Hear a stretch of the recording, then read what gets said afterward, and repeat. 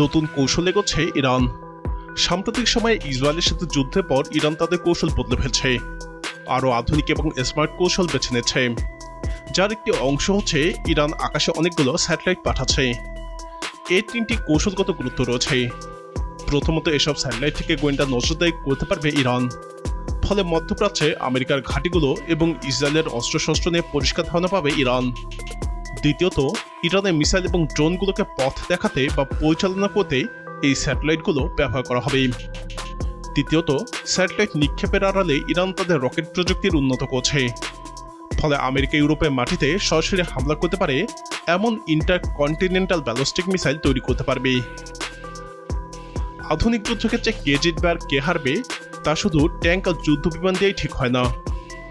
আকাশের অনেক উপরে থাকা স্যাটেলাইট আসল খেলার নিয়ামক, আর ইরান এখন ঠিক সেই জায়গায় বিনিয়োগ করছে যেখানে পশ্চিমারা সবচেয়ে বেশি ভয় পায়, অর্থাৎ মহাকাশে।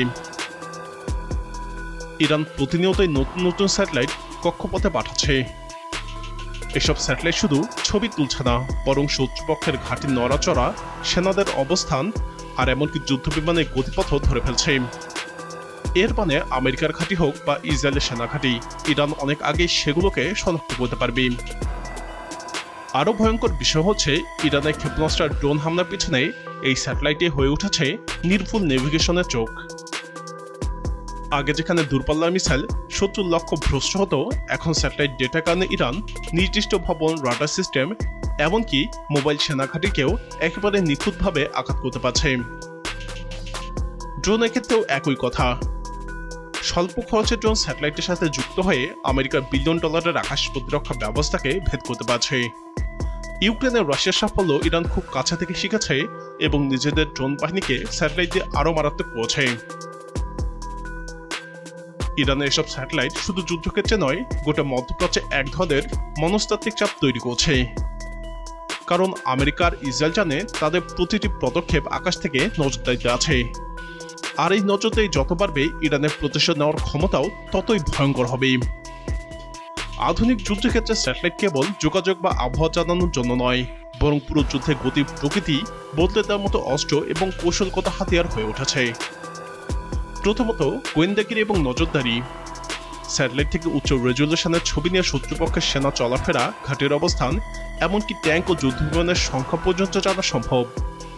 আমেরিকার জিপিএস এবং রাশিয়ার গ্লোনাস বা চীনের বাইজু সিস্টেম যুদ্ধক্ষেত্রে সেনাদের জন্য সঠিক অবস্থান নির্ধারণ করে। দ্বিতীয়ত, নির্ভুল হামলা পরিচালনা। আজকের ক্ষেপণাস্ত্র ও ড্রোনগুলো স্যাটেলাইট নেভিগেশনের মাধ্যমে নির্দিষ্ট টার্গেটে আঘাত আনে, যেমন ইউক্রেন যুদ্ধে হিমাস বা রাশিয়ার ইস্কান্দার ক্ষেপণাস্ত্র স্যাটেলাইট ডাটা ব্যবহার করে শত্রুর ঘাঁটি ধ্বংস করছে। তৃতীয়ত, যোগাযোগের নিরাপত্তা। স্যাটেলাইট ছাড়া সেনারা নিজেদের মধ্যে বা হেডকোয়ার্টারের সাথে নির্ভরযোগ্য যোগাযোগ করতে পারত না। স্টারলিংকের স্পেসএক্স ইউক্রেনের রাশিয়ার বিরুদ্ধে ইউক্রেনের সাথে টিকে থাকার অন্যতম হাতিয়ার হয়েছে। চতুর্থত, ইলেকট্রনিক ও সাইবার যুদ্ধ। স্যাটেলাইট থেকে শত্রুর যোগাযোগ সিগন্যাল জ্যাম করা বা নিজের যোগাযোগ সুরক্ষিত রাখাও সম্ভব। ভবিষ্যতের যুদ্ধগুলোতে স্যাটেলাইট কিলার বা অ্যান্টি স্যাটেলাইট অস্ত্র, যা অ্যাসাট নামে পরিচিত, তা আরও বড় ভূমিকা রাখবে। সবশেষে বলা যায়, স্যাটেলাইট এখন যুদ্ধের চোখ কান হয়ে গেছে।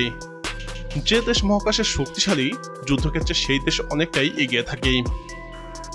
প্রিয় দর্শক, ভিন্নধর্মী ইরানের এই কৌশল আগামী যুদ্ধগুলোতে কতটা কার্যকরী ভূমিকা রাখবে বলে আপনি মনে করেন?